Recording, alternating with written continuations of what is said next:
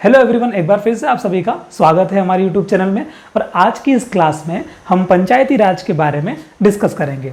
मेरे हाथ में ये प्रिंट आउट है जिसके अंदर कुल 75 प्रश्न हैं। ये 75 प्रश्न वो हैं जो पिछली बार पटवारी परीक्षा आयोजित हुई थी सन 2017 में, उसमें पूछे गए थे। कुल मिलाकर 780 प्रश्न पूछे गए थे, सारी शिफ्टों का मिला के 780 प्रश्न पूछे थे। उसमें से 75 या लगभग 80 प्रश्न ऐसे थे जो इस टॉपिक से आए थे। इस टॉपिक से मेरा मतलब है आज हम जो टॉपिक पढ़ने वाले हैं, कौन सा, पंचायती राज को संवैधानिक दर्जा जो है वो किस प्रकार से मिला। इस टॉपिक के ऊपर 75 प्रश्न पूछे गए हैं। तो जब ये आज का ये टॉपिक जो है, पंचायती राज से तो कुल 20 प्रश्न आते हैं, लेकिन आज का जो ये टॉपिक है इससे आपके एग्जाम में कम से कम आपको 5 या 6 क्वेश्चन देखने को मिल सकते हैं। और जब हम जनपद वाला मैटर पढ़ेंगे तब तो और बढ़ भी सकते हैं। ठीक है, तो हम जो ये 75 क्वेश्चन करने वाले हैं, इसकी PDF की लिंक जो है डिस्क्रिप्शन में है, साथ ही इस वीडियो के पहले कमेंट में भी इसकी लिंक है, वहां जाकर आप PDF डाउनलोड कर सकते हैं।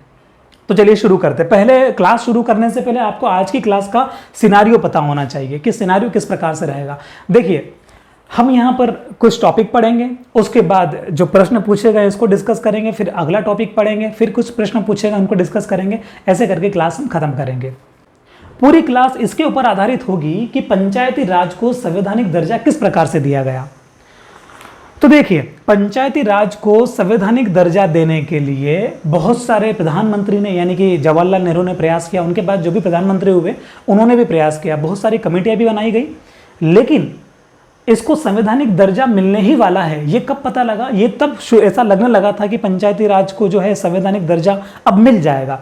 ये लगा था जब हमारे देश के प्रधानमंत्री थे श्री राजीव गांधी जी। श्री राजीव गांधी जी हमारे देश के प्रधानमंत्री थे, तब जो है ऐसा लगने लगा था कि पंचायती राज को संवैधानिक दर्जा दिया जा सकता है। अब प्रश्न ये उठता है कि संवैधानिक दर्जा देने की आवश्यकता क्या है।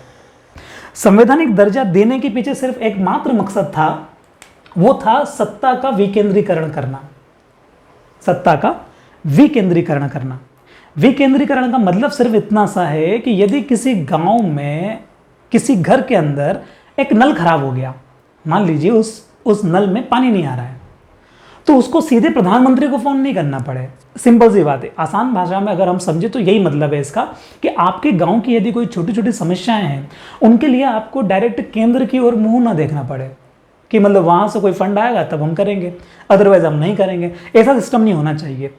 तो क्या प्रयास किया गया? प्रयास ये किया गया कि किस ऐसा एक सिस्टम होना चाहिए जिससे गांव की समस्या गांव में ही हल हो जाए, उसके लिए कहीं और जाने की आवश्यकता न रहे।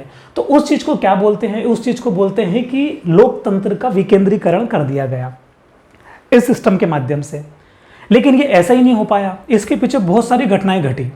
जैसे फॉर एग्जाम्पल हम चर्चा करते हैं कि प्रधानमंत्री जो थे हमारे श्री राजीव गांधी जी, इनके द्वारा सबसे पहले एक कमेटी बनाई गई।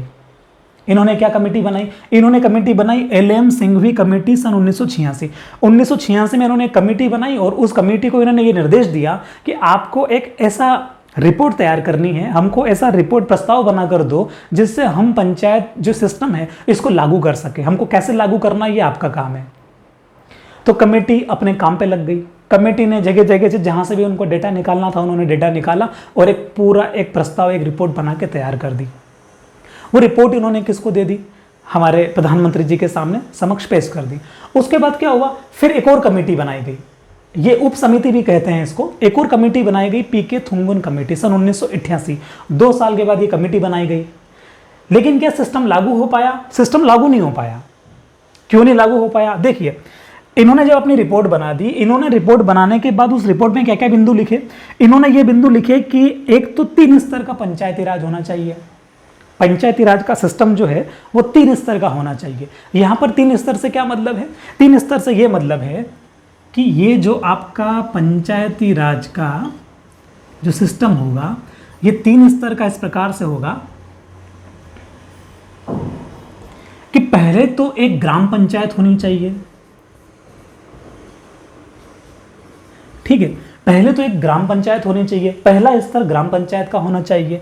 दूसरा स्तर जो है वो जनपद पंचायत का होना चाहिए और तीसरा स्तर जो है वो जिला पंचायत का होना चाहिए। तो ये जो कमेटी थी, इन्होंने क्या सिफारिश करी?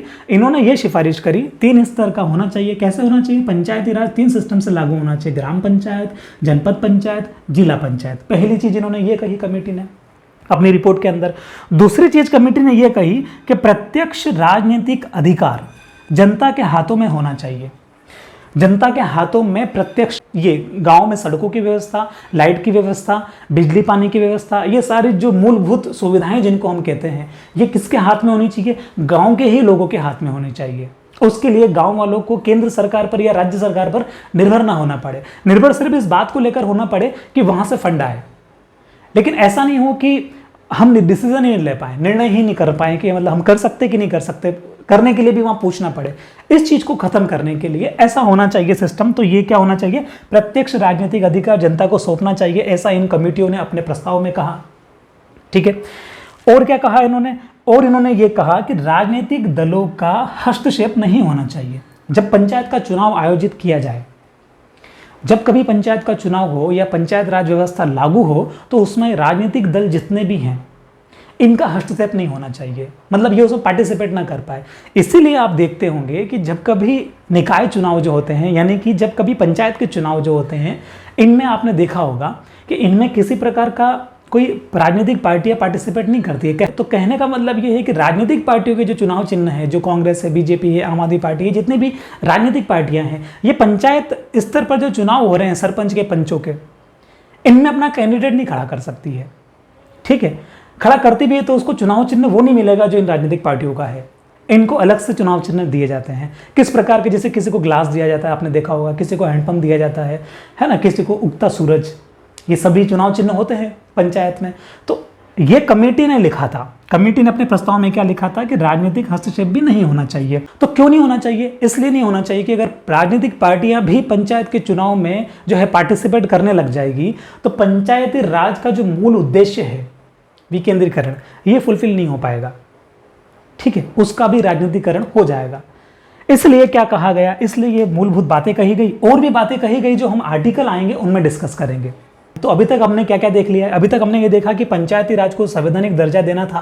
क्यों देना था? क्योंकि विकेंद्रीकरण करना था। विकेंद्रीकरण क्यों करना था? क्योंकि गांव की जो पावर है वो गांव के हाथों में ही देनी थी। फिर क्या हुआ? उसके बाद प्रधानमंत्री श्री राजीव गांधी जी जो थे, इन्होंने कमेटी बनाई 1986 में, LMCME कमेटी। उसके बाद एक उप समिति और बनी, PK थुंगन कमेटी 1988 में, 2 साल बाद ये बनी। इन कमेटी ने अपने जो रिपोर्ट थी उसके अंदर ये बातें कही कि ऐसा कुछ होना चाहिए। इसके बाद सिस्टम लागू नहीं हो पाया। उसके ऊपर आते हैं क्यों नहीं हो पाया। देखिए, सिस्टम जो है वो इसलिए लागू नहीं हो पाया क्योंकि जब राजीव गांधी जी जो अपने प्रधानमंत्री थे, इन्होंने उस वक्त 64वां संविधान संशोधन और एक 65वां भी था,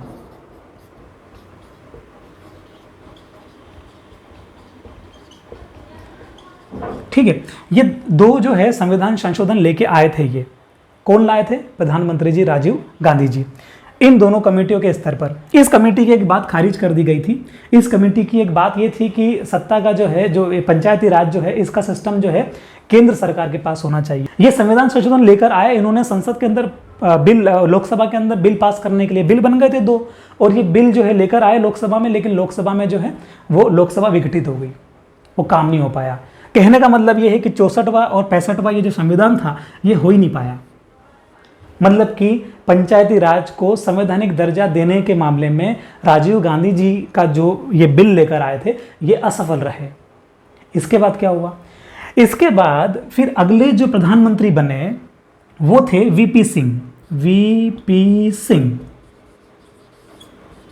आपने नाम सुना होगा, विश्वनाथ प्रताप सिंह। वीपी सिंह प्रधानमंत्री बने थे। इनके बाद उन्होंने भी प्रयास किए, उन्होंने भी पंचायती राज को संवैधानिक दर्जा देने के लिए प्रयास किए, लेकिन ये भी सफल नहीं हो पाए। तो ये भी उस मामले में फेल रहे। देन क्या हुआ? उसके बाद अगले प्रधानमंत्री हुए। उसके बाद अगले, मैं इसको रफ कर रहा हूं, उसके बाद अगले प्रधानमंत्री हुए। यहां सिर्फ ये काम की बात थी कि जो अभी हम 73वां संविधान संशोधन पढ़ेंगे वो पहले राजीव गांधी जी जो थे ये 64वां संविधान संशोधन के नाम से उस बिल को लेके आए थे, लेकिन ये पास नहीं हो पाया। तब तक फिर उसको 73वां करना पड़ा। तो इस बात में सिर्फ इतनी सी बात थी, ये वाला 64वां जो था ये पंचायत के लिए था और 65वां जो था वो नगरीय निकाय के लिए था, यानी कि नगर निगम नगर पालिका इनके इलेक्शन के लिए था। तो अभी तक आपने क्या देखा, आपने ये देखा कि राजीव गांधी जी जो थे ये भी असफल रहे और वीपी सिंह प्रधानमंत्री बने इनके बाद वो भी असफल रहे। तो फिर क्या हुआ, उसके बाद आए अगले प्रधानमंत्री पीवी नरसिम्हा राव। उसके बाद अगले प्रधानमंत्री कौन आए, पीवी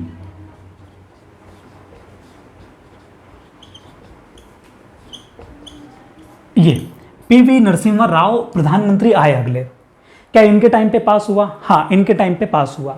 ऐसा क्यों हुआ, ऐसा इसलिए हुआ कि जब पहले के जो दो प्रधानमंत्री थे यानी कि जब वीपी सिंह पास कर रहे थे तब ये बोल के विपक्ष ने ये बोल के उसको खारिज किया, किसको, बिल को, कौन सा वाला 64वां और 65वां, 64वां पंचायती राज और 65वां कौन सा था, नगरीय निकाय। तो उन बिलों को ये बोल के खारिज किया विपक्ष ने कि इसमें जो है ना, इसमें केंद्र के पास सारी की सारी पावर है, पंचायत को तो कुछ मिल नहीं रहा है, तो क्या मतलब है। तो पीवी नरसिम्हा राव ने देखा कि यार अगर ये लागू करना है तो फिर इनकी बात माननी पड़ेगी, है ना, जो भी विपक्ष रहेगा उस टाइम पे अवेलेबल उनकी बात माननी पड़ेगी और माननी भी चाहिए, क्योंकि अगर पंचायत के पास पावर नहीं रहेगा तो फिर क्या मतलब है लागू करने का। ठीक है, तो उन्होंने क्या किया, उन्होंने इस बिलों में कुछ संशोधन किया। क्या संशोधन किया, इनमें जो बातें लिखी गई थी ना कि अब केंद्र के पास सारी पावर होनी चाहिए, उस क्लोज को हटा दिया उन्होंने, उस चीज को उस बिल में से हटा दिया। फिर क्या किया, फिर ये किया इन्होंने कि ये जितनी भी बातें इन कमेटियों ने अपनी बात में कही, कुछ बातें इनकी मानी गई, कुछ बातें इनकी नहीं मानी गई, और उसके बाद 73वां संविधान, मोस्ट आईएमपी है ना, 73वां संविधान संशोधन बिल 1992। पीवी नरसिम्हा राव जो हमारे प्रधानमंत्री थे उस वक्त, वो 73वां संविधान संशोधन बिल 1992 लेके आए। 74वां संविधान संशोधन बिल 1992 भी लेकर आए थे, मतलब कि 73वां और 74वां दोनों साथ में लेकर आए थे। हम 73वां ही क्यों पढ़ रहे हैं, क्योंकि हमारा आज पूरा फोकस काय पे है, पंचायती राज पे। 74 वाला जो है वो वाला नगरीय निकाय के ऊपर आधारित है, उसको हम किसी अन्य क्लास में देखेंगे। तो पीवी नरसिम्हा राव ने क्या किया, 73वां संविधान संशोधन बिल लेकर आए। उस बिल में क्या क्या चीजें रखी गई, ये सारे क्लोज रखेगा कि इस प्रकार से यह सिस्टम जो है वो लागू होगा। अब दिक्कत आई क्या कि अब इसको कानून कैसे बनाया जाए। ठीक है, तो देखो, जब हमारा संविधान बन रहा था, जब भारत का संविधान बनाया जा रहा था, तब एक भाग 4 है, संविधान में भाग 4 है। उस भाग 4 के अनुच्छेद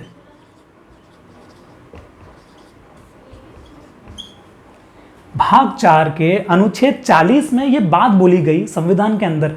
कब, जब संविधान जो है बनाया जा रहा था, तब यह बात बोली गई कि पंचायत का गठन करने का जितना भी पावर रहेगा ये राज्यों के पास रहेगा। राज्य अपने हिसाब से अपने अपने राज्यों में पंचायत का गठन कर पाएंगे। ये बात कब लिखी गई, भाग 4 में। ये मोस्ट आईएमपी क्वेश्चन कि संविधान के भाग 4 के अनुच्छेद 40 में इस बात का उल्लेख है कि राज्यों के पास ये शक्तियां रहेंगी कि वो जब कभी चाहे अपने राज्य में पंचायती राज व्यवस्था लागू कर पाएंगे। इतनी सी बात लिखकर इस चीज को छोड़ दिया गया था। ठीक है, तो जब पीवी नरसिम्हा राव ने क्या किया कि बिल तो बन के तैयार था, बिल बन के तैयार हो गया, भैया बस अब लागू करना है इसको, लेकिन लागू कौन से क्लॉज में करें, कौन से आर्टिकल में करें, क्या करें, ये समस्या थी। ठीक है, तो इसके अंतर्गत, क्योंकि पहले लिखा जा चुका था संविधान में भाग 4 में अनुच्छेद 40 में कि गठन आप इस प्रकार से कर सकते हैं, तो इसके अंतर्गत क्या क्या किया इन्होंने, इसके अंतर्गत एक भाग 9, संविधान के अंदर भाग 9 जोड़ा गया। भाग 9 जोड़ा गया। इस भाग 9 को जोड़ने के बाद इसके अंदर क्या किया गया, अनुच्छेद बनाए गए। कितने अनुच्छेद बनाए गए, कुल मिलाकर 243 अनुच्छेद से शुरुआत कर कर 243 ओ तक। ठीक, ये कितने हो गए कुल, 16 अनुच्छेद बनाए गए। देखो, एक तो हो गया 243 अनुच्छेद, एक हो गया आर्टिकल 243, एक हो गया आर्टिकल 243 ए, एक हो गया आर्टिकल 243 बी, फिर आर्टिकल 243 सी, ऐसे करके कहां तक चले गए? ओ तक चले गए। तो ये कुल कितने हो गए? एक 243 और बाकी A B C D O तक, तो ये कुल मिलाकर हो गए 16। 16 अनुच्छेद यानी कि 16 आर्टिकल बनाए गए। किसके अंतर्गत? भाग 9 के अंतर्गत। भाग 9 जोड़ा गया, उसमें 16 अनुच्छेद बनाए गए। इन 16 अनुच्छेद में अलग अलग बातें कही गई जो हम अभी पढ़ेंगे, ठीक है। फिर क्या किया? उसके बाद इसमें एक अनुसूची जोड़ी, 11वीं अनुसूची जोड़ी गई। इस 11वीं अनुसूची को जोड़कर इसमें कितने विषय शामिल किए गए? इसमें 29 विषय शामिल किए गए। ये सारा अभी आपको धीरे धीरे याद हो जाएगा, ठीक है। इसमें 29 विषय शामिल किए गए। ये 29 विषय किससे संबंधित थे? ये थे पंचायत के कार्यों से। पंचायत के कार्यों से संबंधित थे 29 विषय। 29 विषय में क्या क्या था? 29 विषय में ग्राम का विकास था, सिंचाई, बिजली, पानी, लाइट की व्यवस्था, नदियाँ, नाले, सब कुछ है ना, अपने गली की नालियाँ वगैरह की साफ सफाई करना, विद्यालय भवन बनाना या फिर पंचायत भवन बनाना, कोई सामुदायिक भवन बनाना, इस प्रकार के जितने भी काम हो सकते हैं जो जिससे गांव की भलाई होती है, जिससे गांव का विकास होता है, उस प्रकार के 29 विषय इसमें शामिल किए गए, ठीक है। अब प्रश्न ये था कि ये प्रकार सब लागू कर दिया गया है ना। भाग 4 अनुच्छेद 40 था, उसके बाद पीवी नरसिम्हा राव ने ये बिल बनाया, इसको भाग 9 बनाया संविधान में, उसमें अनुच्छेद 16 बनाए। कौन कौन से? 243 से 243 ओ तक, और 11वीं अनुसूची भी साथ में जोड़ दी। उसमें 29 विषय जोड़ दिए कि पंचायत को इन 29 विषय पर ही अपना काम करना है। ये सारा, अब प्रश्न ये आता है कभी कभी परीक्षा में कि ये जितने भी बिल और ये जो भाग वगैरह जोड़े गए हैं, ये भारत के संविधान की कौन सी सूची में है? ऐसा प्रश्न बहुत बार पूछा गया है। तो देखो कितने प्रकार की सूचियां होती हैं, मैं यहां लिख देता हूं। हमारे संविधान में जो है एक 7वीं सूची है, ठीक है। उस 7वीं सूची में 3 प्रकार की सूचियों के बारे में बात की गई है। एक तो की गई है संघ सूची है, एक है राज्य सूची, और एक है समवर्ती सूची।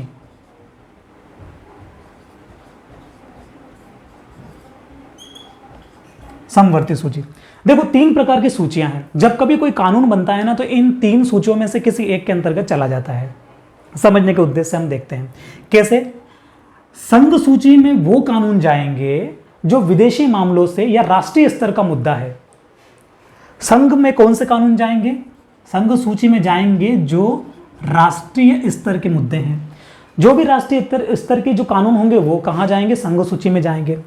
राज्य में जाएंगे, राज्य सूची जो होती है उसमें जाते हैं स्थानीय स्तर के मुद्दे। स्थानीय स्तर के मुद्दे जब कभी आएंगे तो वो कौन सी सूची में जाएंगे? राज्य सूची में जाएंगे। संघ सूची में कौन से जाएंगे? जो राष्ट्रीय स्तर के मुद्दे हैं वो कहां जाएंगे? संघ सूची में जाएंगे। एक और सूची कौन सी है? समवर्ती सूची। समवर्ती सूची में कौन से मुद्दे जाते हैं? इनमें दोनों लोग कानून बना सकते हैं, चाहे तो राज्य भी कानून बना सकती है, चाहे तो केंद्र भी कानून बना सकती है। कहने का सिर्फ इतना सा मतलब है कि संघ सूची के कानून जो होते हैं वो केंद्र सरकार बनाती है, राज्य सूची के जो कानून होते हैं वो राज्य सरकार बनाती है, समवर्ती सूची में जो कानून बनते हैं वो राज्य और सरकार दोनों मिलकर बना सकते हैं। तो समवर्ती सूची में चूंकि दोनों बना सकते हैं, तो कभी कभी ऐसा होता है कि किसी एक पर्टिकुलर विषय पर राज्य सरकार और केंद्र सरकार यदि अलग अलग कानून बना देती है तो केंद्र सरकार का कानून ही जो है महत्व रखेगा, ठीक है। तो आप इतनी बात समझे अभी। ये सारा जो कहने का मतलब, ये सारा जो संविधान के अंतर्गत जो ये बातें लिखी गई है, ये बिल लिखा गया है, ये सब किसके अंदर आते हैं? ये सारे राज्य सूची के अंदर आते हैं। ये सब राज्य सूची के अंदर क्यों आते हैं? क्योंकि ये काय का विषय है, ये स्थानीय स्तर का विषय है। इन तीनों सूची में जो राज्य सूची होती है इसको बोलते हैं नीति निर्देशक तत्व। राज्य के नीति निर्देशक जो सिद्धांत हैं वो कौन से हैं? राज्य सूची के अंदर आएंगे, जिसको डीपीएसपी भी बोलते हैं, ठीक है। Directive of principle of state policy, ये उसका फुल फॉर्म है। तो अभी तक हमने ऐसा देख लिया। अब कुछ और बातें हैं जो मैं यहाँ ऐड करूँगा। बोर्ड थोड़ा छोटा पड़ रहा है, मुझे ऐसा लग रहा है, आज पहली बार ऐसा लग रहा है बोर्ड छोटा पड़ रहा है, तो नया लाना पड़ेगा, ठीक है। तो अभी हम कुछ डेटा और बचा हुआ है इसमें, और उसके बाद अभी तक जो हमने पढ़ा है इससे हम कुल 31 क्वेश्चन करने वाले हैं। इससे हम कुल मिलाकर 31 क्वेश्चन करेंगे। 75 में से 31 क्वेश्चन जो है हमारे इसी डेटा से हो जाएंगे। ठीक है, 31 क्वेश्चन हम इस डेटा से करेंगे। वो डेटा से करने से पहले अभी 2 डेटा और महत्वपूर्ण हैं जो हमको यहाँ पर ऐड करने हैं। वो ये है कि ये कानून कब लागू हुआ, है ना, ये कानून कब लागू हुआ। तो मैं एक बार फास्ट रिपीट कर रहा हूं क्योंकि आपको क्या करना है कि आपको सिर्फ एक बार पढ़ना है, अच्छे से पढ़ना है। ठीक है, एक ही बार किसी चीज को पढ़ना है, अच्छे से पढ़ना है और उसको अपने नोट्स में उतार लेना है। नोट्स में उतारना है। ये जो पीडीएफ जो फाइल है, ये पीडीएफ जो है आपको डाउनलोड करना है। डाउनलोड करने के बाद आप सबसे पहले अपने नोट्स में ये सारी चीजें, मैंने तो गुड़ गोबर कर दिया है, आपको सिस्टमेटिक करनी है। और उसके बाद आपको जो है इससे रिलेटेड जो 31 प्रश्न है, इस जो बोर्ड में जो लिखा हुआ है अभी, इससे रिलेटेड 31 जो प्रश्न है वो भी आप ये लिखने के बाद उस आपकी कॉपी में नीचे होने चाहिए। फिर आप देखना आपके पंचायती राज में बहुत अच्छे मार्क्स आएंगे। ठीक है, तो हम शुरू करते हैं। वो 2 चीजें और क्या थी, तो मैं शुरू करने से पहले मैं आपको एक बार और रिपीट कर रहा हूं। मुझे पता है कि आप वीडियो पीछे जाके भी रिपीट कर सकते हो, लेकिन मुझे रिपीट करना आवश्यक है ताकि आपको पीछे नहीं जाना पड़े अभी। ठीक है, पंचायती राज व्यवस्था लागू करना थी। क्यों लागू करना थी? क्योंकि इसको संवैधानिक करना था। संवैधानिक क्यों करना था? क्योंकि ये संवैधानिक नहीं थी, सिंपल सी बात है। पहले चल तो रही थी लेकिन संवैधानिक नहीं थी। संवैधानिक करने का एक उद्देश्य ये भी था कि विकेंद्रीकरण। विकेंद्रीकरण क्या होता है कि गांव का जो पावर है, गांव की जो शक्ति है, वो गांव को ही दे दी जाए। ठीक है, उसके लिए क्या प्रयास किए गए? उसके लिए प्रधानमंत्री श्री राजीव गांधी जी जो थे, इन्होंने प्रयास किए। इन्होंने क्या प्रयास, इनसे पहले भी प्रयास किए, लेकिन इनके टाइम पे ऐसा लगने लगा था कि संवैधानिक हो जाएगी अब। इन्होंने क्या प्रयास किए? इन्होंने एल.एम. सिंघवी नाम की एक कमेटी बनाई। कब बनाई? 1986 में बनाई। उसके बाद क्या हुआ? एक और उप समिति बनी, पीके थुंगुन कमेटी भी बनी 2 साल के बाद 1988 में। ये दोनों कमेटी बनी। उसके बाद इन कमेटियों ने अपने क्या क्या कहा, अपनी रिपोर्ट में इन्होंने कहा कि 3 स्तर होने चाहिए। कैसे स्तर होने चाहिए? 3 स्तर। ग्राम पंचायत का स्तर होना चाहिए, जनपद पंचायत का स्तर होना चाहिए और एक और जिला पंचायत का स्तर होना चाहिए। 3 स्तर जो है पंचायती राज के होने चाहिए। पहली बात इन्होंने ये कही। दूसरी बात इन्होंने ये कही कि प्रत्यक्ष राजनीतिक अधिकार जनता को सौंपना चाहिए, जनता का पावर जनता को ही सौंपना चाहिए। तीसरी बात इन्होंने कही कि राजनीतिक दलों का हस्तक्षेप नहीं होना चाहिए। इसीलिए पंचायत चुनाव में जितने भी राजनीतिक दल है ये चुनाव नहीं लड़ते हैं, सरपंच वगैरह का। ये सारी बातें इन्होंने कहने के बाद इस कमेटी ने एक एक्स्ट्रा बात क्या कही थी? पीके थुंगुन कमेटी ने एक्स्ट्रा बात ये कही थी कि पंचायती राज का सारा का सारा जो पावर है वो केंद्र के पास होना चाहिए। उस बात को क्या किया गया? उस बात को खारिज करके क्या करा? उस बात को खारिज करके जो श्री राजीव गांधी जी जो थे, इन्होंने बिल को क्या किया? इस बिल को नाम दिया था पहले, कौन से बिल को? 73वां जो बिल था, इसको पहले नाम दिया था 64वां संविधान संशोधन। ये नाम दिया गया। उसके बाद इसको लोकसभा में ला गया, लेकिन लोकसभा क्या हो गई? लोकसभा विघटित हो गई। तो जब लोकसभा जो है विघटित हो गई, तो क्या हुआ? पास नहीं हो पाया, वो राज्यसभा में गया ही नहीं। फिर उसके बाद किसकी सरकार आई? उसके बाद सरकार आई आपकी वीपी सिंह की, विश्वनाथ प्रताप सिंह की सरकार आई। उन्होंने क्या किया? उन्होंने भी सेम बिल को जो है लोकसभा में लाया, वहां पास हो गया, लेकिन राज्यसभा में फेल कर दिया गया विपक्ष के द्वारा। क्या बोल के? कि इसमें जो है केंद्र के पास सारी की सारी पावर है, तो इससे जो मेन उद्देश्य है वो फुलफिल नहीं हो रहा है, तो वो भी असफल हो गए। 2 प्रधानमंत्री असफल हो गए। 64वां और 65वां संविधान संशोधन लेकर आए थे। 64वां संविधान संशोधन तो था वो पंचायती राज से संबंधित था, 65वां जो था वो नगरीय निकाय से संबंधित था। तो ये सारा कुछ हुआ। उसके बाद क्या हुआ? उसके बाद पीवी नरसिम्हा राव प्रधानमंत्री आए। इन्होंने क्या किया? इन्होंने दिमाग लगाया कि यार ऐसा करते हैं कि जो विपक्ष को नहीं पसंद आ रहा ना, उसको हटा दो। इन्होंने वो चीज हटा दी। इन्होंने जैसे वो चीज हटाई, वो खुशी खुशी वो पास हो गया बिल। कब पास हुआ? पास होने से पहले हमने भी क्या देखा?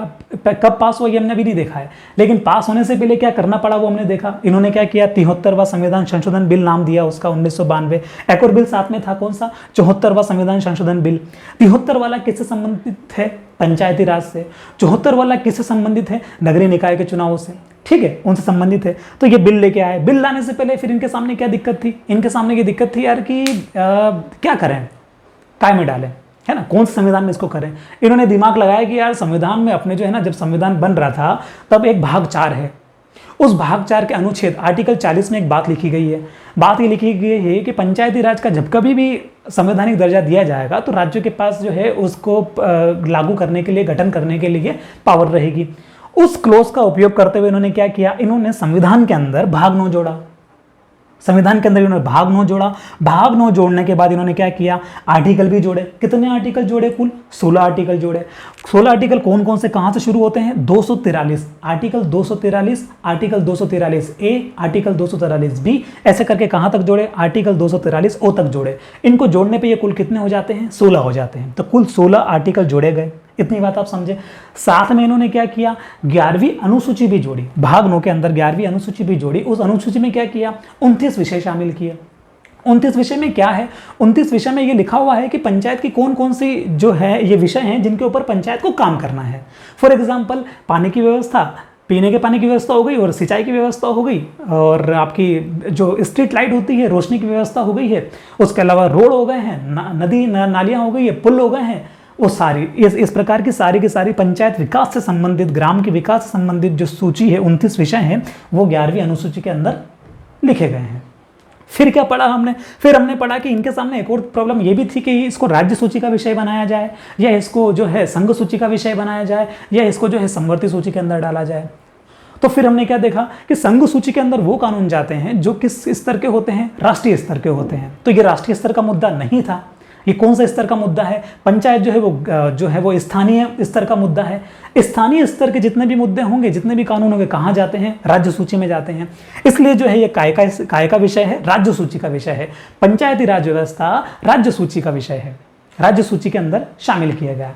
इतना आपने पढ़ा। अब आगे अब देखते हैं हम कि ये बिल को जो है लागू इन्होंने किस प्रकार से किया। ये सारा बिल बन चुका था, उसके बाद इन्होंने जो है लोकसभा में पास किया, वहां बिल पास हुआ, राज्यसभा में पास किया, वहां भी बिल पास हुआ। उसके बाद किसके पास भेजेंगे? ऑब्वियसली बात है, उसके बाद राष्ट्रपति के पास बिल जाएगा। तो राष्ट्रपति ने इस बिल को 24 अप्रैल, ये बहुत इंपॉर्टेंट डेट है, पता नहीं कितनी बार इससे क्वेश्चन आ चुका है, 24 अप्रैल 1993, 24 अप्रैल 1993 को राष्ट्रपति ने इसको मंजूरी दी। एक पेन चेंज कर लेता हूं, इसको मंजूरी दी। उस वक्त राष्ट्रपति कौन थे? शंकर दयाल शर्मा। कहाँ के हैं ये हैं, मैं बीपीएल लिख रहा हूं, ये भोपाल के हैं, मध्य प्रदेश भोपाल के हैं।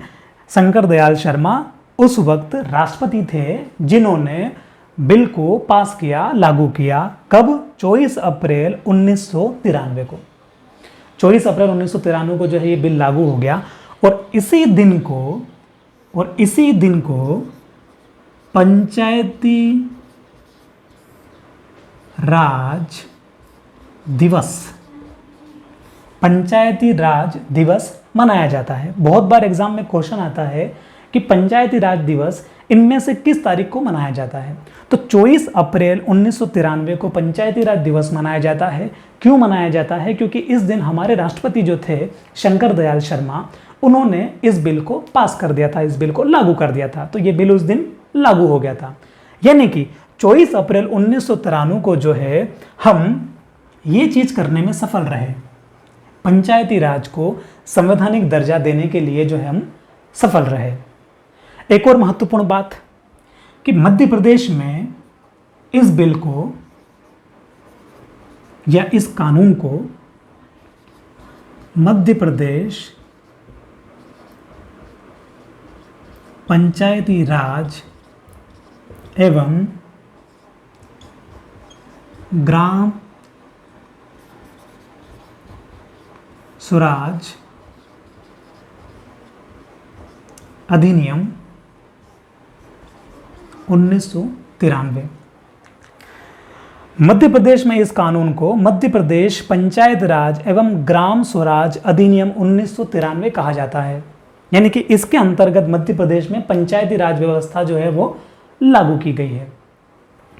इस कमेटी में और बातें क्या कही गई है? इन कानून में और ये भी है कि 5 वर्ष के अंदर जो है 5 वर्ष में जो है चुनाव करवाने होंगे।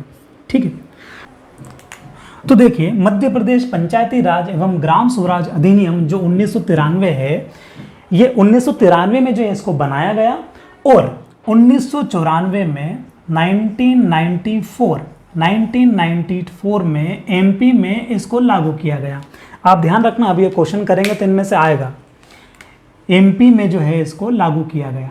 एमपी वो पहला राज्य है, एमपी वो पहला राज्य है जिसने क्या किया, पंचायती राज सिस्टम को लागू किया। दो चीज़ों में आपको कंफ्यूज नहीं होना है। यदि क्वेश्चन ये आता है कि बलवंत राय मेहता कमेटी के अनुसार वो कौन सा राज्य है जहां पर जो है पंचायती राज व्यवस्था लागू की गई है, तो इसका आंसर बनेगा राजस्थान, राजस्थान का नागौर जिला। ठीक है। और यदि क्वेश्चन ये बनता है कि पंचायती राज के संवैधानिक होने के बाद ऐसा कौन सा राज्य है जहां पर पंचायती राज व्यवस्था लागू की गई है, तो उसका आंसर बनता है मध्य प्रदेश। और इसके अलावा ये जोड़ा गया कि 20 लाख आबादी होना चाहिए। क्या चीज करने में, पंचायती राज को लागू करने के लिए, पंचायती राज की 3 स्तर की व्यवस्था के लिए 20 लाख की आबादी होनी चाहिए। यदि 3 स्तर की व्यवस्था किसी राज्य में लागू करनी है तो वहां पर 20 लाख की आबादी होनी चाहिए, यह आवश्यक है। यदि 20 लाख की आबादी नहीं है, 20 लाख से कम है तो फिर राज्य चाहे तो 2 स्तर की कर सकते हैं और वो चाहे तो 1 स्तर की कर सकते हैं, जैसा उनको उचित लगे। तो अब हम आ जाते हैं उन क्वेश्चन पर जो 31 क्वेश्चन, ये जो आपको बोर्ड पर डेटा दिख रहा है, इसी से हम 31 क्वेश्चन लगा पाएंगे। बड़े आराम से हम क्वेश्चन लगाएंगे। आप ये देखेंगे कि 75 क्वेश्चन में से 31 क्वेश्चन का वेटेज इतना है। इतने से डेटा में 31 क्वेश्चन पूछे गए हैं। तो आप ये समझ पा रहे हैं कि यदि पटवारी परीक्षा आयोजित होती है, वैसे तो एक एग्ज़ाम होनी ही होनी है, ठीक है, इस साल नहीं होगी तो अगले साल होगी, लेकिन होगी जरूर, इस बात की पूरी संभावना है, 100% एग्ज़ाम होगी। तो ये मुझे ऐसा लगता है, मेरा पर्सनल ओपिनियन ये है कि ये जो डेटा मुझे दिख रहा है, इसमें से आपके एग्जाम में कम से कम 5 क्वेश्चन पूछे जा सकते हैं, कम से कम 5। अभी जो ये डेटा है ये, इसके अलावा हम ये आर्टिकल जो भी पढ़ेंगे वो। तो फिलहाल हमने क्या किया है, संवैधानिक कैसे हुआ उसको पूरा समझ लिया है। इसके आधार पर जो 31 क्वेश्चन है उनको देखते हैं। जो पहला प्रश्न पूछा गया था वो ये पूछा गया था कि राष्ट्रीय पंचायती राज दिवस को मनाया जाता है, कौन सी तारीख को मनाया जाता है। आपको 4 ऑप्शन दिए थे, 24 अप्रैल, 2 जून, 20 सितंबर, 19 दिसंबर। 9 दिसंबर 2017 शिफ्ट 1 का ये क्वेश्चन है। तो आप बताइए कब मनाया जाता है। तो 24 अप्रैल 1993 को पंचायती राज दिवस जो है वो मनाया जाता है, मतलब कि 24 अप्रैल वो डेट है। और इस टाइम पे शंकर दयाल शर्मा राष्ट्रपति थे और पीवी नरसिम्हा राव जो है ये प्रधानमंत्री थे। ऐसे डेटा आपको बार बार रिकॉल करना है, एक्स्ट्रा डेटा भी, तो उससे क्या होगा, ऐसी हैबिट हो जाएगी। देन अगला क्वेश्चन ये पूछा था, दूसरा वाला जो क्वेश्चन था ना संवैधानिक से, वो ये था कि पंचायत राज व्यवस्था का मुख्य लक्ष्य या सिद्धांत क्या है। पहला ऑप्शन था आर्थिक शक्ति, दूसरा ऑप्शन था विकेंद्रित लोकतंत्र, तीसरा ऑप्शन था प्रशासनिक शिक्षा और चौथा ऑप्शन था ग्रामीण विकास। 10 दिसंबर 2017 को शिफ्ट 2 में ये पूछा गया। तो मुख्य जो लक्ष्य था वो था विकेंद्रीकरण करना, है ना, लोकतंत्र का विकेंद्रीकरण करना इसका जो है मुख्य लक्ष्य था। विकेंद्रीकरण क्या होता है ये आप समझ ही पाए हैं। तो इसका आंसर क्या होगा, इसका आंसर लग जाएगा दूसरा, यानी कि विकेंद्रित लोकतंत्र करना पंचायत राज का मुख्य लक्ष्य था। अगला क्वेश्चन पूछा था कि मध्य प्रदेश में पंचायतों की स्थापना से संबंधित कानून को समेकित और संशोधित करने वाला अधिनियम क्या है। आपको पहला ऑप्शन दिया था मध्य प्रदेश पंचायती राज एवं ग्राम स्वराज अधिनियम 1993, और यही इस सवाल का उत्तर है, इस प्रश्न का उत्तर है, क्योंकि मध्य प्रदेश ने जब ये लागू किया तो मध्य प्रदेश पंचायत राज एवं ग्राम स्वराज अधिनियम 1993 इस नाम से जो है ये हमारा जो है एक्ट है। तो बाकी के जो 3 ऑप्शन है वो तो खत्म ही हो जाएंगे। ये वाला क्वेश्चन पूछा था 11 दिसंबर 2017 शिफ्ट 2 में, ठीक है। उसके बाद अगला क्वेश्चन ये पूछा था कि संविधान का कौन सा अनुच्छेद राज्य सरकार को ग्राम पंचायत को व्यवस्थित करने का निर्देश देता है। कौन सा अनुच्छेद के अंतर्गत ग्राम पंचायत को व्यवस्थित करने का निर्देश देता है, किसको, राज्यों को। ऐसा संविधान का कौन सा अनुच्छेद है। हमने भी पढ़ा है कि भाग 4 संविधान जब बना रहे थे तब भाग 4 का आर्टिकल 40 बनाया गया था। इस आर्टिकल 40 में ये लिखा गया कि जब कभी राज्य चाहेंगे तो वो जो क्या कर पाएंगे, पंचायत का गठन कर पाएंगे। उसका निर्देश से संबंधित जो चीज़ें हैं वो भाग 4 के अनुच्छेद 40 में है, तो इसका आंसर क्या लगेगा? चौथा वाला जो आपको ऑप्शन नजर आ रहा है, अनुच्छेद 40 आर्टिकल 40, यही इस प्रश्न का उत्तर है। 12 दिसंबर 2017 शिफ्ट 2 में ये प्रश्न पूछा गया था। उसके बाद अगला जो प्रश्न पूछा था वो ये पूछा था कि 73वें संविधान संशोधन के बाद मध्य प्रदेश में पहली बार पंचायत चुनाव कब हुए? तो देखो 1994 में ये लागू हुआ, मतलब 1994 में ये बिल जो है 1993 के नाम से जाना जाता है। 1994 में मध्य प्रदेश पहला राज्य था जिसने क्या किया था, इसको 1994 में जो है लागू किया था। तो 1994 में ही जब ये लागू हुआ उसके बाद इलेक्शन जो है मध्य प्रदेश में हुए थे पंचायत के, तो इसका आंसर लगेगा 1994। ठीक है, ये वाला प्रश्न पूछा था 13 दिसंबर 2017 शिफ्ट 1 में। यह आप आपके नोट्स में इस प्रकार से संकलित करते रहना। पहला प्रश्न, पहले ये सारा लिखा, फिर प्रश्न लिखा, फिर शिफ्ट लिखी, उसका आंसर लिखा, फिर प्रश्न लिखा, शिफ्ट लिखी, कौन शिफ्ट में आया उसका आंसर लिखा, और फिर इससे अपना माइंड में एक चार्ट बनाना, माइंड में एक आपकी इमेज बननी चाहिए कि अच्छा मुझे इस टॉपिक में से किस प्रकार से प्रश्न आते हैं। आपको ये भी सोचना है कि इसके अलावा और क्या क्या प्रश्न आ सकते हैं। ठीक है, आगे प्रश्न पूछा था कि संविधान की 11वें अनुसूची में कितने विषय दिए गए हैं?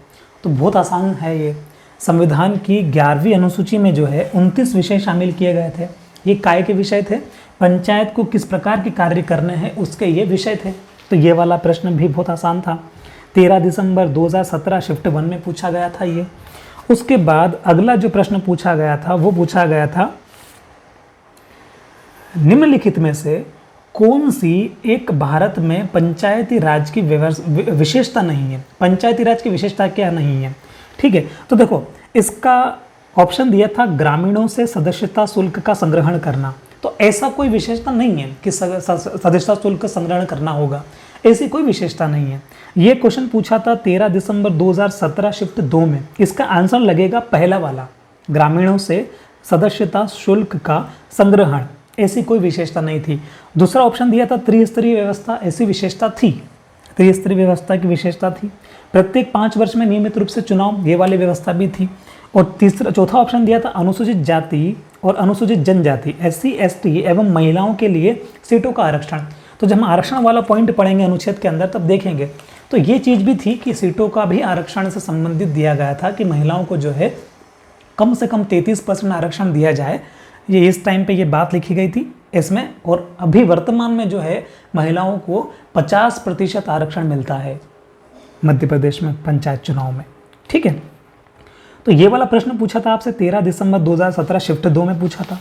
ठीक है, इसके आगे बढ़ जाते हैं अपन। आगे प्रश्न पूछा था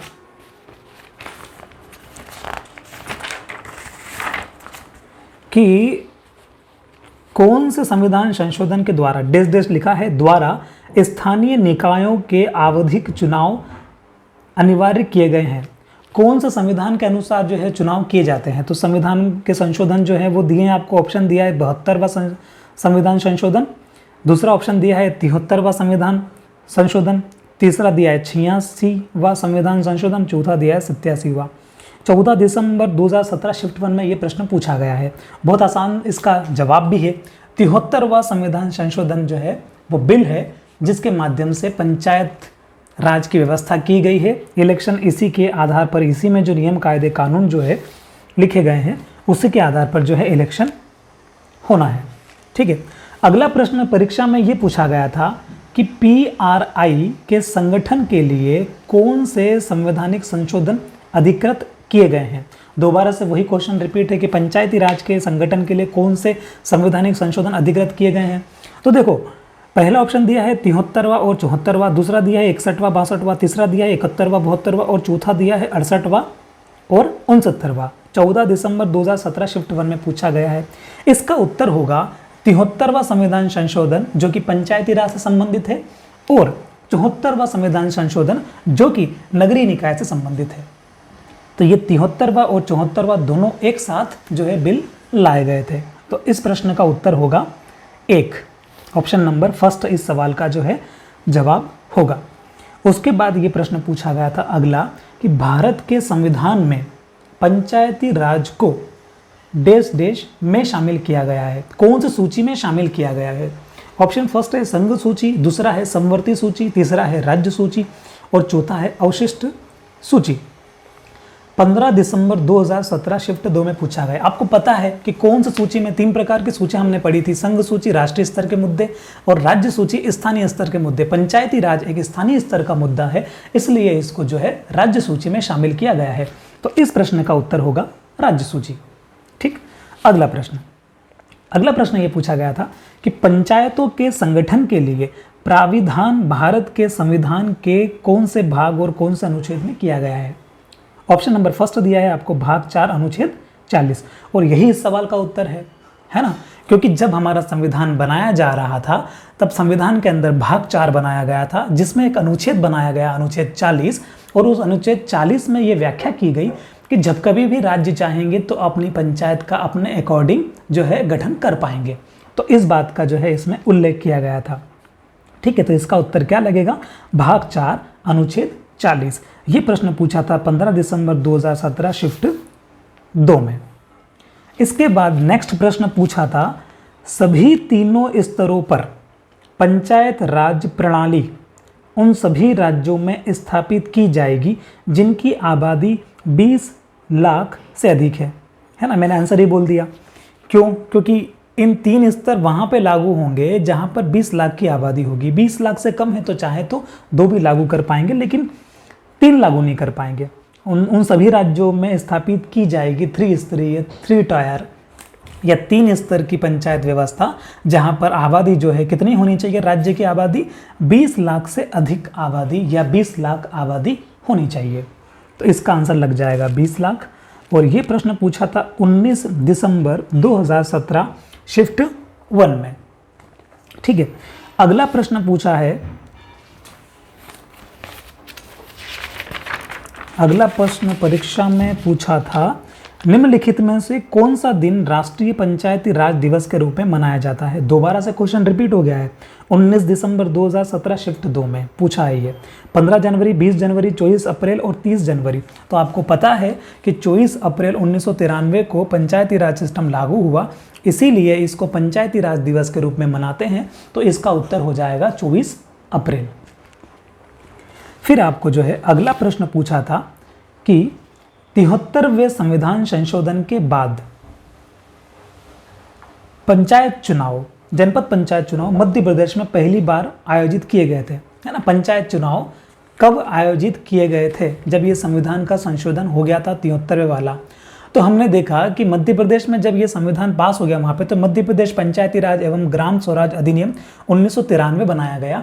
और ये मध्य प्रदेश में कब लागू हुआ? 1994 में लागू हुआ। और जब ये 1994 में लागू हुआ उसी के बाद जो है इलेक्शन हो गए थे। तो इसका जो उत्तर लगेगा वो कौन सा लगेगा? 1994। ये क्वेश्चन भी रिपीट हुआ है। ये क्वेश्चन पूछा है 19 दिसंबर 2017 शिफ्ट 2 में। अगला क्वेश्चन पूछा था कि मध्य प्रदेश में पंचायत राज की कितनी स्तरीय व्यवस्था चल रही है। 20 दिसंबर 2017 शिफ्ट 1 में पूछा है। तो मध्य प्रदेश में 3 स्तर की पंचायती राज व्यवस्था चल रही है ना। आप साथ में ये भी बोल सकते हैं कि मध्य प्रदेश की आबादी जो है 20 लाख है या 20 लाख से ऊपर है, इसलिए यहाँ पर जो है 3 स्तर की पंचायती राज व्यवस्था चल रही है। ठीक है, अगला क्वेश्चन पूछा था कि भारत में निम्नलिखित में से कौन सी पंचायती राज की विशेषता नहीं है। ये फिर वही क्वेश्चन रिपीट हो गया है एज इट इज़। खाली मुझे लगता है शायद कि उस टाइम पे पहला नंबर पे लिखा था ये ग्रामीणों वाला और इसमें दूसरा नंबर पे लिखा है। ये क्वेश्चन पूछा था 20 दिसंबर 2017 शिफ्ट 1 में। तो त्रिस्तरीय व्यवस्था ये बिल्कुल पंचायती राज की व्यवस्था है भारत में। ग्रामीणों से सदस्यता शुल्क का संग्रहण करना, ऐसी कोई व्यवस्था नहीं है, ऐसा कोई कंपलसरी नहीं है कि आपको ये करना है। तो पंचायती राज की व्यवस्था में इस प्रकार का कोई भी बिंदु नहीं है कि ग्रामीणों से सदस्यता शुल्क का संग्रहण हमको करना है। तो इसका उत्तर लग जाएगा कौन सा? दूसरा। अगला प्रश्न एग्जाम में ये पूछा था कि 73वां संविधान संशोधन कब नियमित किया गया, इसको कब लागू किया गया। तो कब लागू किया गया? 24 अप्रैल 1993 में, है ना। 1993 में लागू किया गया। यहाँ पे आपको 4 ऑप्शन दिए गए थे, 91, 92, 93, 94। 20 दिसंबर 2017 शिफ्ट 2 में पूछा गया है। तो इस 92 में और 93 में कंफ्यूज नहीं होना है है ना। 73वां संविधान संशोधन बिल 1992, ये इसका नाम है। 1992 में बिल बनाया गया था, लेकिन ये बिल लागू कब हुआ राष्ट्रपति के माध्यम से? 24 अप्रैल 1993 को। तो जैसा प्रश्न पूछा जाए वैसा हमको जो है जवाब देना है। अगला प्रश्न पूछा था कि मध्य प्रदेश पंचायत अधिनियम 1993 में परिकल्पित ग्राम सभा के गठन का उद्देश्य क्या है? ग्राम सभा का उद्देश्य क्या है? ग्राम सभा अभी हमने नहीं पढ़ा है, लेकिन ग्राम पंचायत ही समझ लीजिए कि ग्राम पंचायत का गठन करने का उद्देश्य क्या है। देखो, पहला, क्या पंचायत सचिव चुनना, क्या विकास के लिए धनराशि जुटाना, क्या सभी नागरिक व आपराधिक मुकदमों की सुनवाई करना, या फिर प्रत्यक्ष राजनीतिक अधिकार आम जनता के हाथों में सौंपना। तो हमने ये पढ़ा था कि इसका उद्देश्य क्या है? प्रत्यक्ष राजनीतिक अधिकार जनता को सौंपना। तो इसका उत्तर हो जाएगा कौन सा? चौथा। मेन उद्देश्य जो था वो क्या था कि गांव का पावर गांव में ही हो जाए। 21 दिसंबर 2017 शिफ्ट 1 में प्रश्न पूछा गया है। इसके बाद अगला प्रश्न पूछा गया था कि संविधान में 73वें संशोधन के बाद वर्ष में पंचायतों के लिए चुनाव कराने वाला मध्य प्रदेश पहला राज्य था। हमको पता है कि संवैधानिक दर्जा मिलने के बाद, पंचायत राज को संवैधानिक दर्जा मिलने के बाद जो है मध्य प्रदेश वो पहला राज्य था जिसने सन 1994 में पंचायत के चुनाव करवाए थे। ठीक है, तो इसका उत्तर क्या लगेगा? इसका उत्तर हो जाएगा 1994। 21 दिसंबर 2017 शिफ्ट 2 में ये प्रश्न पूछा गया है। इसके बाद 55 नंबर का प्रश्न, यानी कि अगला प्रश्न आपसे पूछा था, त्रिस्तरीय पंचायती राज व्यवस्था प्रारंभ करने हेतु मध्य प्रदेश पंचायत अधिनियम कब पारित हुआ? तो ये कब पारित हुआ, कब लागू हुआ? तो ये जो है पारित तो कब कर दिया था? 1993 में पारित कर दिया था, लेकिन लागू कब हुआ था? 1994 में। तो इसका आंसर लगेगा 1993। 21 दिसंबर 2017 शिफ्ट 2 का ये प्रश्न है। अगला प्रश्न ये पूछा था, भारत में पंचायती राज संस्थानों को के संवैधानिक निर्देशों के अनुसार स्थापित किया गया है? निर्देशक सिद्धांत, मूल अधिकार, प्रस्तावना या संघवाद? तो इसका आंसर लगेगा निर्देशक सिद्धांत। हमने पढ़ा था कि राज्य के निर्देशक सिद्धांत, डीपीएसपी जो हमने पढ़ा था, directive of principle of state policy, उसके तहत जो है इसको नीति निर्देशक सिद्धांत के अंतर्गत इसको लागू किया गया है, जो कि राज्य सूची के अंतर्गत आता है। तो इसका आंसर क्या लग जाएगा? पहला आंसर लग जाएगा। मूल अधिकार नहीं आता इसमें, प्रस्तावना भी अंदर नहीं है, और संघवाद के अंदर भी ये नहीं आता है। 22 दिसंबर 2017 शिफ्ट 2 में ये प्रश्न पूछा गया है, जिसका उत्तर क्या है? नीति निर्देशक सिद्धांत, राज्य के नीति निर्देशक सिद्धांत। उसके बाद अगला प्रश्न पूछा था कि बलवंत राय मेहता कमेटी की सिफारिश आने के बाद पंचायती राज लागू करने वाला पहला राज्य कौन था? पंचायती राज लागू करने वाला पहला राज्य राजस्थान था। कैसे? बलवंत राय मेहता कमेटी के आधार पर अगर लागू करने की बात की जाएगी तो राजस्थान के नागौर में पंचायती राज सिस्टम लागू हुआ था। लेकिन यदि ऐसा बोला जाए कि संवैधानिक पंचायती राज का संवैधानिक दर्जा मिलने के बाद लागू किसने किया, तो मध्य प्रदेश देश में पहला ऐसा राज्य है जिसने पंचायती राज व्यवस्था लागू करी पंचायत को संवैधानिक दर्जा मिलने के बाद। तो इस सवाल में बलवंत राय मेहता कमेटी की बात की गई है, उसकी सिफारिश के आधार पर। तो इसका आंसर क्या लग जाएगा? इसका आंसर मध्य प्रदेश नहीं लगेगा, इसका आंसर लगेगा राजस्थान। 24 दिसंबर 2017 शिफ्ट 1 में ये प्रश्न पूछा गया था। इसके बाद अगला प्रश्न पूछा गया था कि 73वें संविधान संशोधन के बाद मध्य प्रदेश में पहली बार प्रत्यक्ष पंचायत चुनाव कब हुए? बहुत बार रिपीट हो गया है क्वेश्चन दोबारा से। 1994 में मध्य प्रदेश के चुनाव हुए हैं पंचायत के। 24 दिसंबर 2017 शिफ्ट 2 में प्रश्न पूछा गया था, इसका आंसर क्या लगेगा? Option number 4, 1994। उसके बाद अगला प्रश्न पूछा गया था 77 वाला, किस वर्ष में मध्य प्रदेश पंचायती राज एवं ग्राम स्वराज अधिनियम ने राज्यपाल की अनुमति ली? अनुमति ली मतलब कि कब ये पास हुआ? तो ये पास कब हुआ था? 1994 में ये बिल पास हुआ था, है ना। बनाया तो 1993 में था, लेकिन एक साल इसकी प्रोसेसिंग में लग गया। तो जो राज्यपाल थे हमारे देश के, हमारे राज्य के, उन्होंने इसको कब पास किया? उन्होंने इसको पास किया 1994 में, अनुमति उनसे ली गई। अगला प्रश्न था, पंचायती राज प्रणाली में सुधार की सिफारिश के लिए सिंघवी समिति कब गठित की गई थी? तो सिंघवी समिति कब आई थी? तो राजीव गांधी के जो प्रधानमंत्री थे हमारे, इनके नेतृत्व में जो समिति बनाई गई थी, एल एम सिंघवी समिति, ये 1986 में बनाई गई थी। तो इसका आंसर क्या लग जाएगा, 1986 में ये समिति आई थी। उसके बाद पी के थुंगुन समिति भी आई थी जो कि 1988 में आई थी। इतनी बात आपको क्लियर हो रही है। आगे देखते हैं।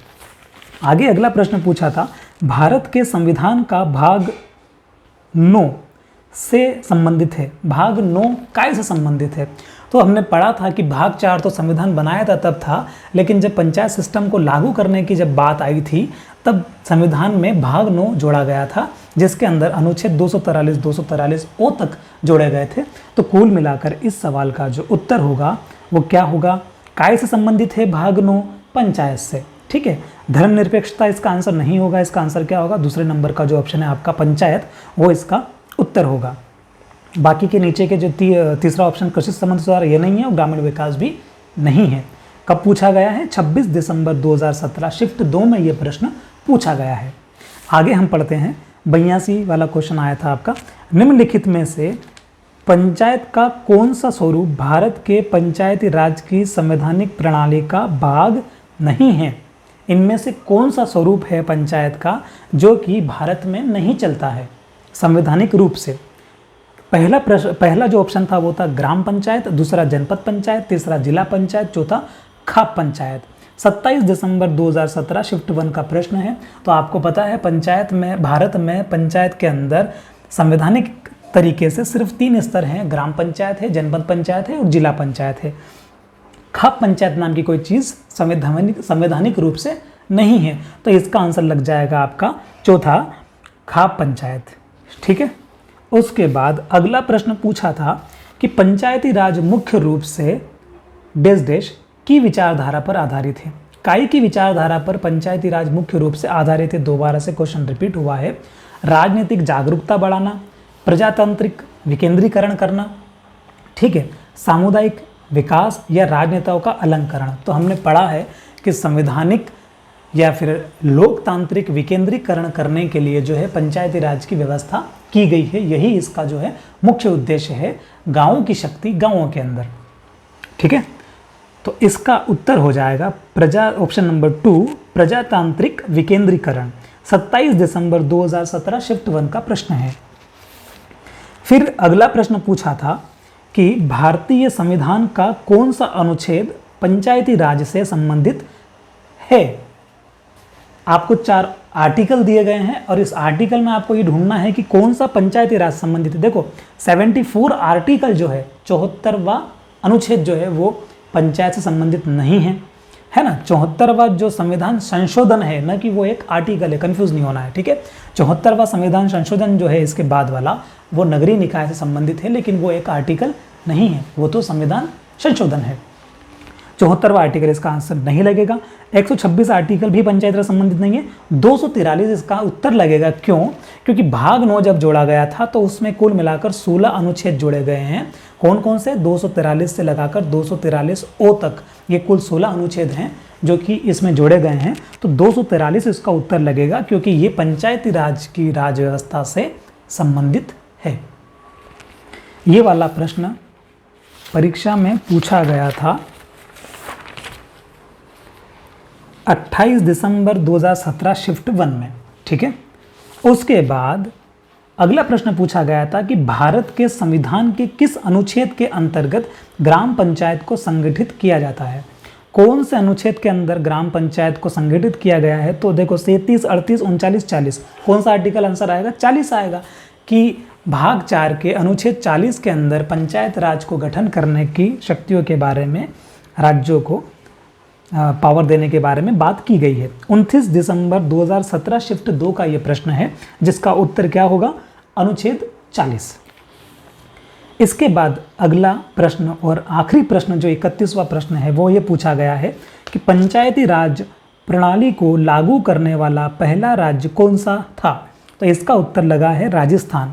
यदि इसमें ऑप्शन में मध्य प्रदेश भी होता तब कन्फ्यूज़न वाली बात थी, क्योंकि तब इन्होंने क्लियर ही नहीं किया है कि ये पंचायत राज प्रणाली लागू होने का इनका मतलब क्या है, संवैधानिक वाली बात कर रहे हैं या बलवंत राय मेहता वाली कमेटी की सिफारिश पर जो हुआ है उसकी बात कर रहे हैं। तो फिलहाल इन्होंने वो ऑप्शन ही नहीं दिया है। इसका मतलब इसमें उत्तर क्या हो जाएगा हमारा, राजस्थान इसका उत्तर लग जाएगा, राजस्थान के नागौर। 29 दिसंबर 2017 शिफ्ट 2 में ये प्रश्न पूछा गया था।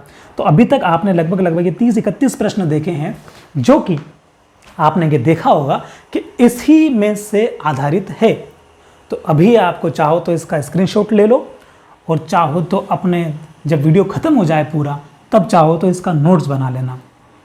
और मैं आपसे ये रिकमेंड करूँगा कि आपको इसके नोट्स बनाने ही हैं। आज ये हमारी पहली क्लास है, इसके बाद दूसरी क्लास भी आएगी, इसके बाद तीसरी क्लास भी आएगी। हो सकता है कि कुछ टाइम ड्यूरेशन लंबा होगा, क्योंकि अभी हमारे एरिया में कुछ दिनों में बहुत बारिश हुई, बड़ी खतरनाक सी बारिश हुई है, और राहत वाला काम चल रहा है, यानी कि मुआवजा वगैरह ऐसा काम चल रहा है। तो उसमें क्या है ना, उसमें हम लोग लगे हुए हैं, तो समय मिल नहीं पाता है। बहुत से व्यक्ति या एस्पिरेंट जो हैं तैयारी करते हैं, जो इस चैनल को मुझे फॉलो करते हैं, आप सबको बहुत बहुत धन्यवाद कि आप मुझे फॉलो करते हैं। वो मुझसे पूछते भी हैं कि आप सर कहाँ से हैं, या पटवारी हैं कि भी नहीं है। तो देखो, मैं पटवारी ही हूँ और उसी एरिया से हूँ जहाँ पर बारिश हुई है बहुत ज़्यादा। ठीक है, मैं डिस्क्लोज इसलिए नहीं करना चाहता हूँ कि वो सही भी नहीं है, क्योंकि उसका पढ़ाई से कोई संबंध नहीं है, मैं कहाँ से हूँ उसका कोई संबंध नहीं है पढ़ाई से। इसलिए मैं जहाँ से भी हूँ एमपी से ही हूँ, मालवा के द्वार से मैं हूँ।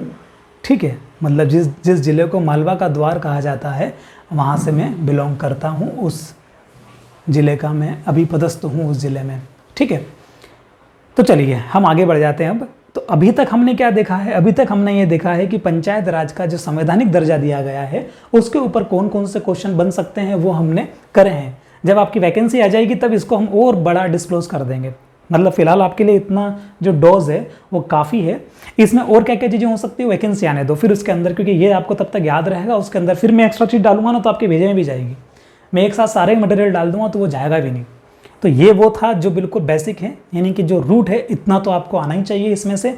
अब ये 31 क्वेश्चन उस वाले पे 2017 वाले में आए थे, हो सकता है कि अभी 2022 में जो एग्ज़ाम हो या 23 में जो एग्ज़ाम हो उसमें से भी इसमें क्वेश्चन आना ही है ना। आएंगे कहाँ से, इनमें से ही आएंगे। बस ये है कि आप लोग अच्छे से पढ़ाई करो। तो अब हम आगे बढ़ जाते हैं। अभी हमने 75 क्वेश्चन हमको करने हैं, है ना। तो अब आगे बढ़ते हैं। इसको मैं अब रफ कर देता हूँ और अब मैं अगला जो टॉपिक है वो लेता हूँ कि इसमें से अगला टॉपिक कौन सा है। इसमें से अगला टॉपिक जो होगा वो हमारा ये है कि अभी हमने ये सब कुछ देख लिया, संवैधानिक हो गए।